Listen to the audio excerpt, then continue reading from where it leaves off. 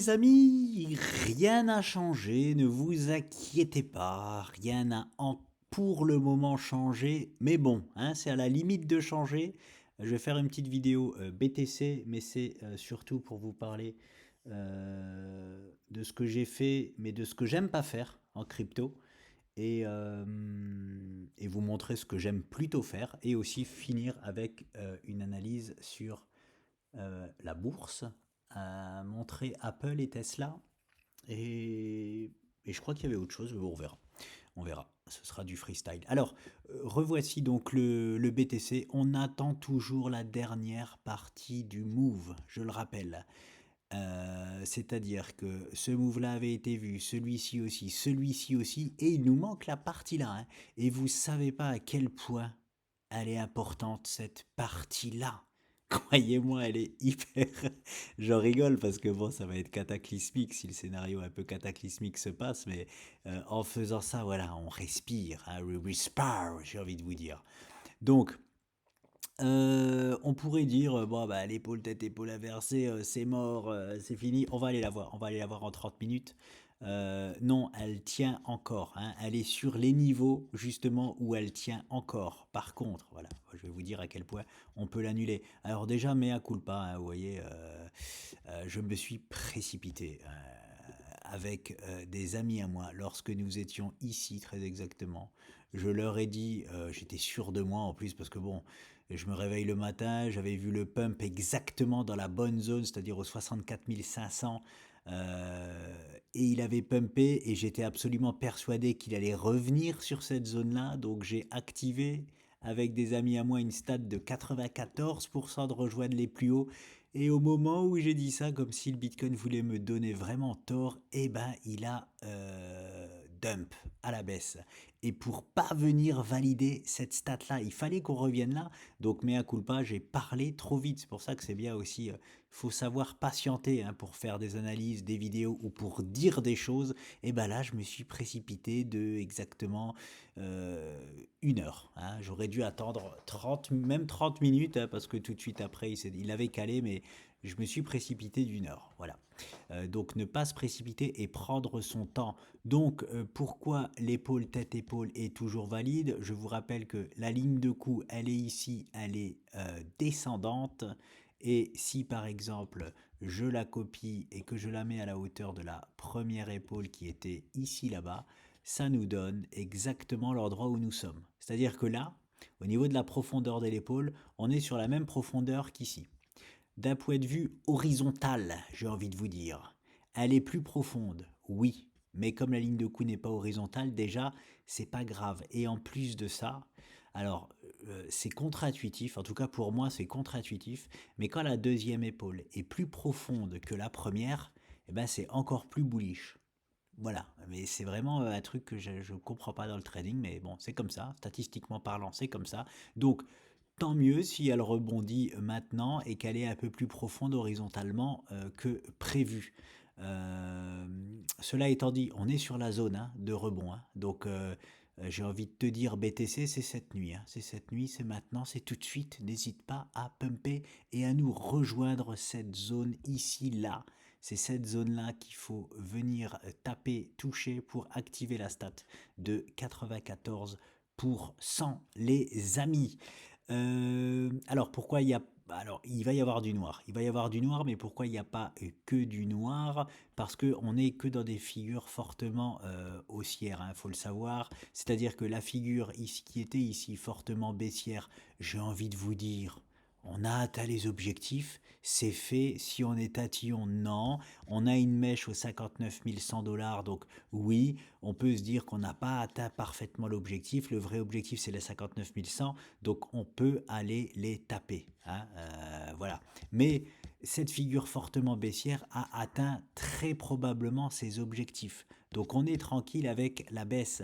Maintenant, comment s'effectue la baisse? La baisse s'effectue avec des figures fortement haussières, je le rappelle, c'est-à-dire on a un biseau d'élargissement ici là qu'on avait cassé à la hausse, qu'on a fait pullback pour repartir, donc on a validé en cassure à la haussière. On refait ici un biseau d'élargissement descendant qui est encore une fois fortement haussier et je vous ai mis ici donc l'épaule, comment nous faisons l'épaule actuelle dans aussi un biseau d'élargissement descendant. Et je vous les pose parce que les figures sont vraiment propres et belles.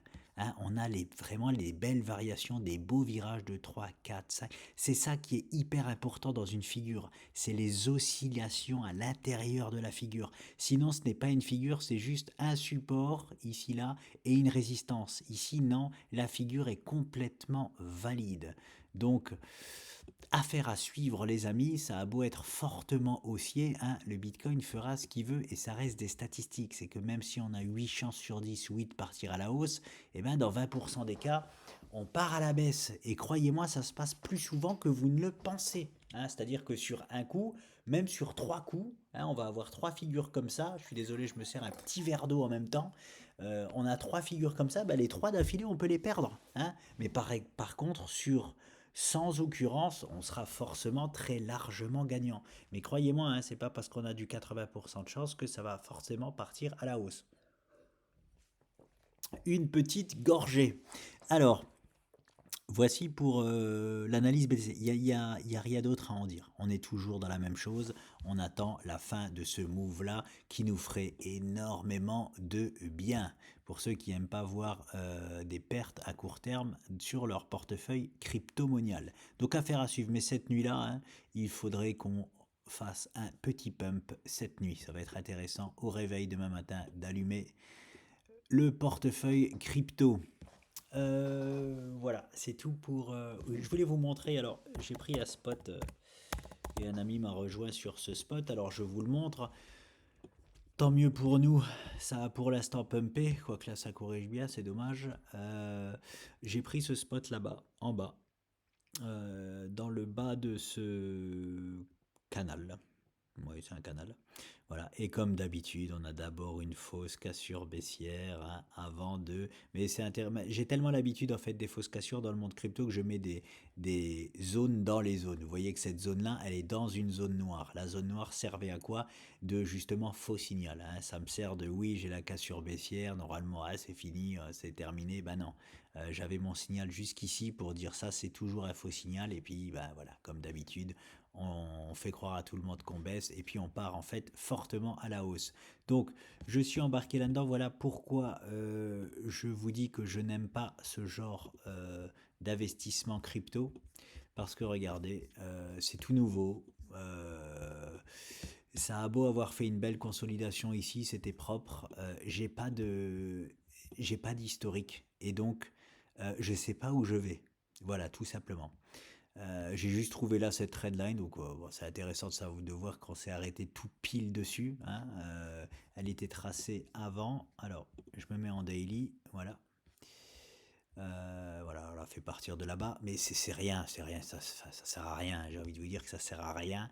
J'avais juste la zone là, voilà, qui m'a fait prendre ce trade là, et je n'aime pas. Pourquoi? Parce que si c'est en bourse traditionnelle, c'est tranquille. C'est-à-dire qu'on fait un suivi de position tranquillement, que ce soit en 4 heures, en 30 minutes, même en 5 minutes, aucun problème. Mais les cryptos et surtout ce genre de cryptos sont tellement volatiles qu'un suivi de position, on se fait sortir bêtement, quoi.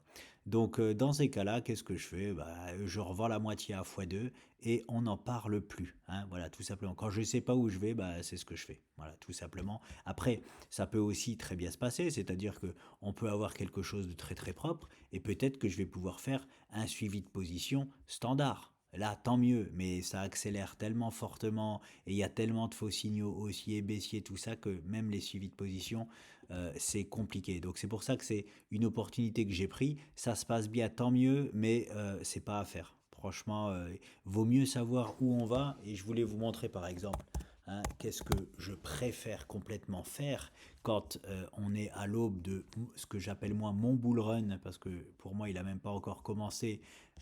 Donc quand on est à l'aube pour moi d'un bull run, c'est juste de choper des bonnes zones. Et quand je vois curve, je vais même monter jusqu'en hebdo. Ça, j'adore faire. Ça, c'est ce que j'aime faire. Hein, le BTC corrige, il y a des belles zones qui arrivent, ben on les prend. On a cassé cette figure-là à la hausse.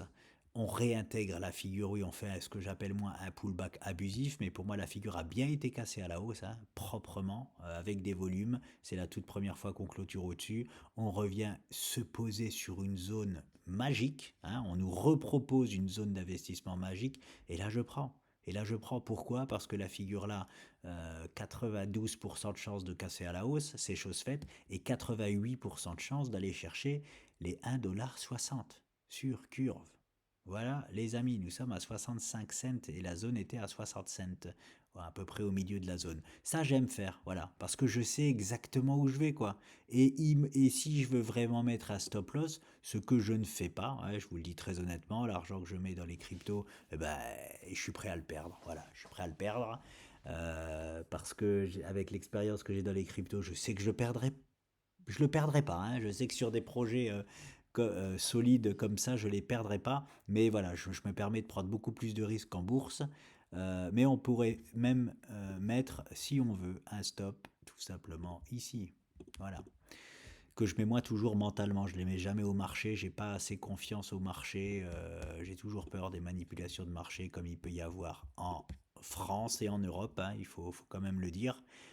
Aux États-Unis, il y en a pas. Il faut savoir quand il y a des stops au marché, hein, je ne sais pas si vous le savez, je vous le dis quand même.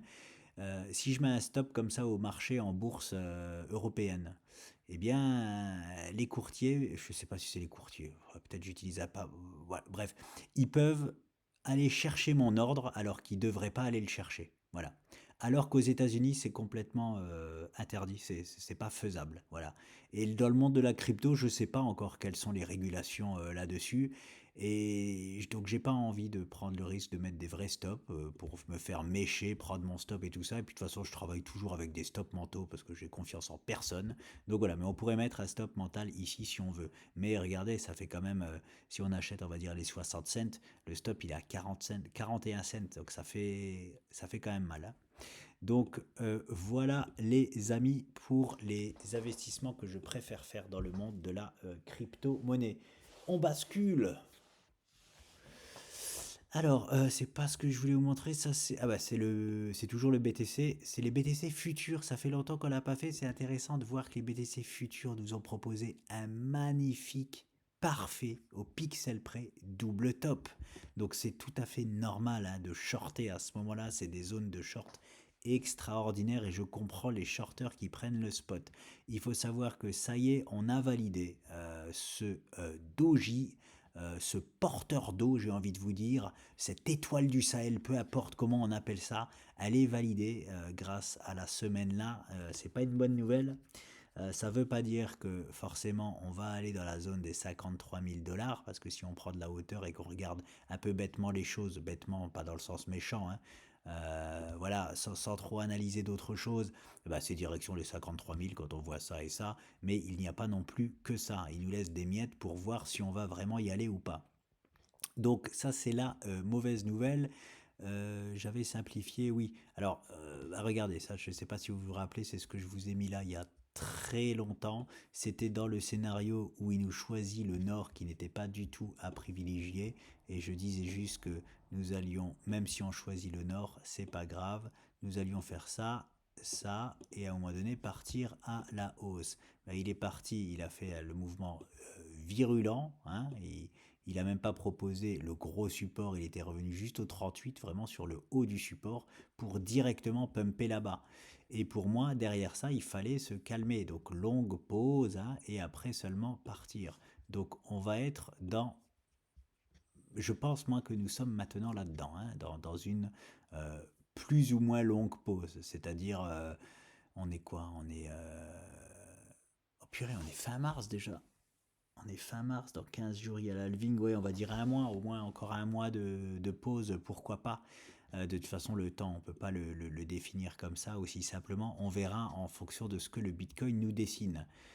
Le Bitcoin c'est fait. Je voulais quand même venir sur Apple. Pourquoi je voulais venir sur Apple?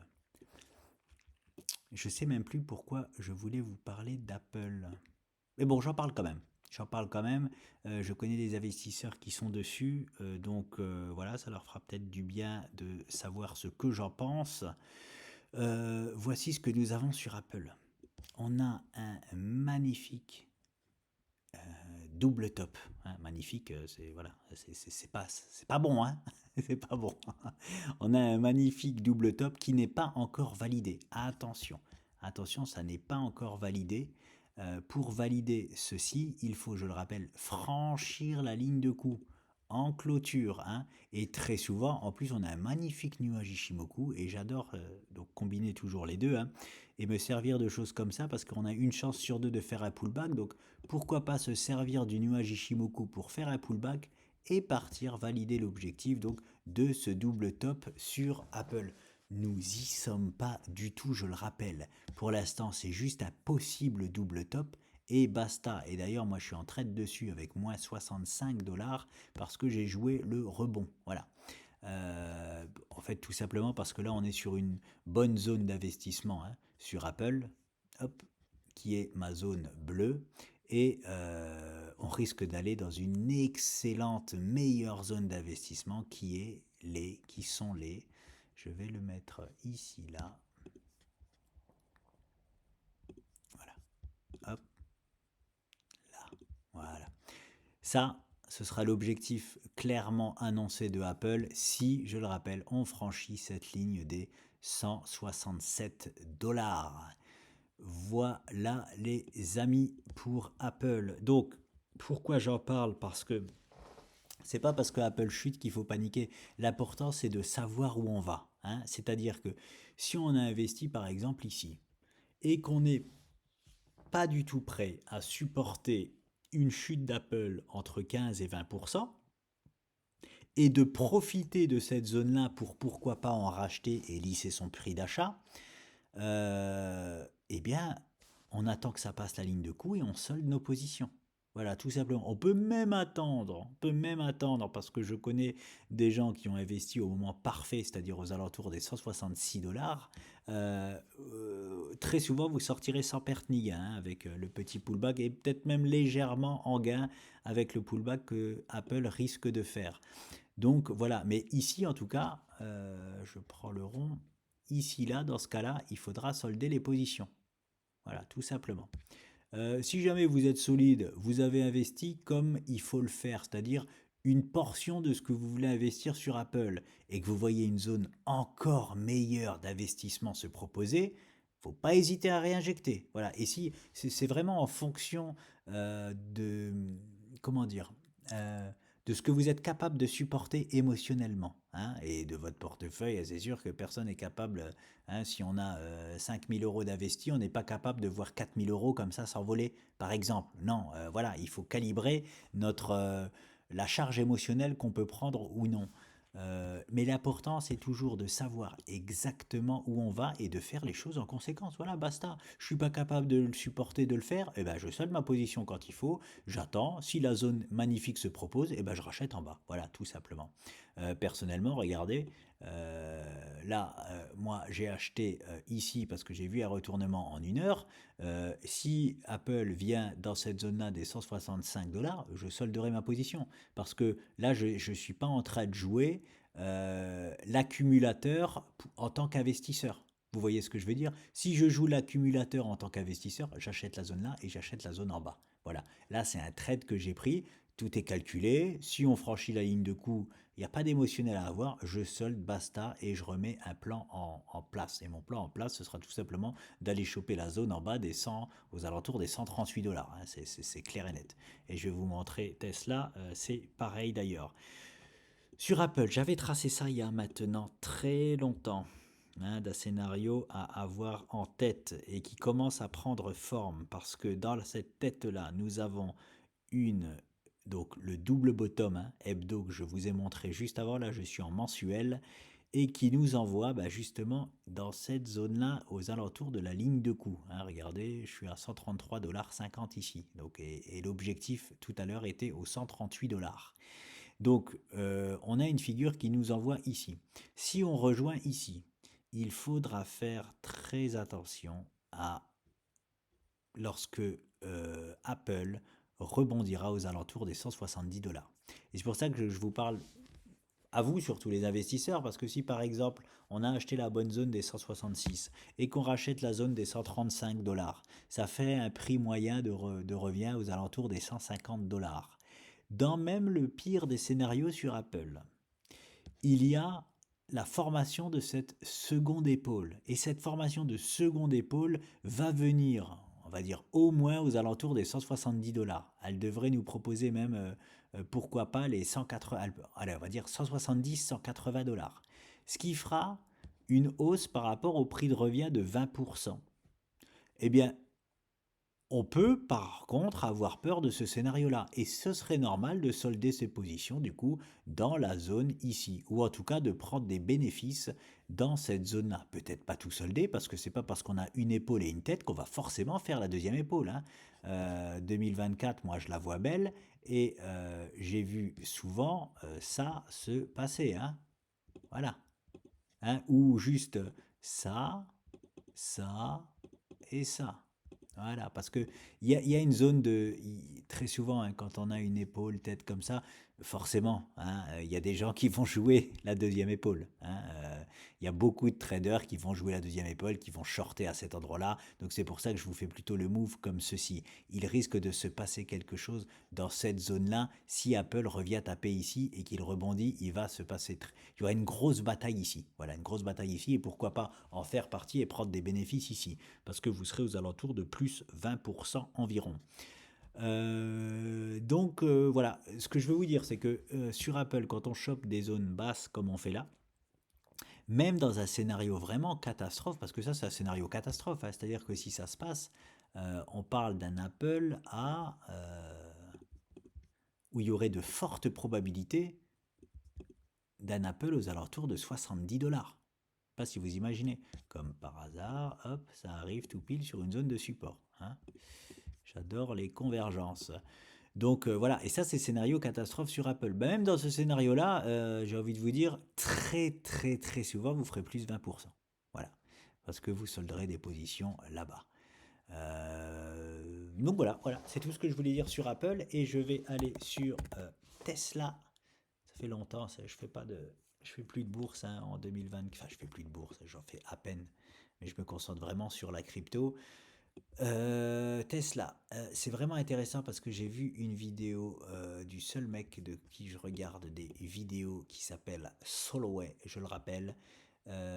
On a exactement la même target sur Tesla alors qu'on n'avait pas la même analyse. Il m'a sorti, je vais vous montrer ce qu'il m'a sorti. Je vais vous montrer ce qui m'a sorti l'animal. Il m'a sorti ceci. Hop.